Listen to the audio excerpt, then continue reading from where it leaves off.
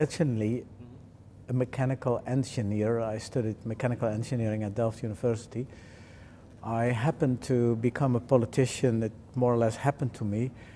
And in those years that I was responsible for town planning and energy in my town, we really pioneered low energy building. We pioneered environmental conscious transportation, promoting bicycle use, building a tramway. We started fighting the urban heat island by having less sealed area and more green. And when I finished that political career after 20 years, I said it's enough now. I started a consultancy and have been doing several things, helping research institute, helping special manufacturers in getting their products known in the market, all in that field of environmental and energy saving things. I have been working for those industries since 1994, more or less. There were some manufacturers of special ventilation systems that were very energy conscious and gave a healthy environment, that knew that I had used those things in some experimental housing and wanted to let those things be better known. And they asked me if I could tell the world, well, the Dutch world, about how good their product was. And we had a tremendous success. Within some years, 50% of all new houses that were built in the Netherlands had a system like this. That's how it started. And then we started working for people that had special energy systems where you gave your heating at low temperatures, and that's in a way more comfortable and more energy efficient, but that's a complicated story.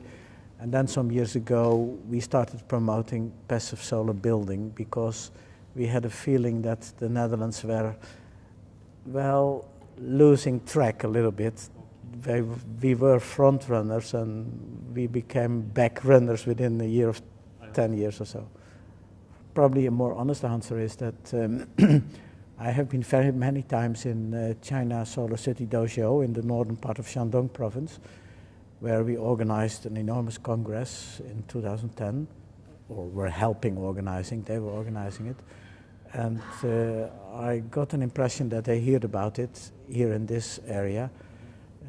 It might be possible that after putting my name on a LinkedIn or a Google search, they said, okay, we want to have that guy telling things. I don't know, but when the invitation came, I looked at my schedule and said, okay, I'm able to go, and I go because, well, there is a certain motivation if you start doing those things. We all are part of mankind, and we all know that we use too much energy. We all know something has to be done about it. And my opinion is, if you have the experience and the knowledge and can share it, and somebody asks to do it, you have to go. So it's that easy. I have been impressed many times already about what China is doing.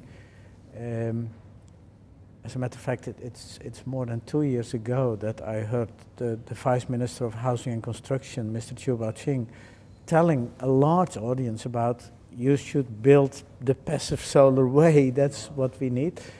I have been seeing an enormous increase in production of solar collectors making hot water, where I think China is market leader already.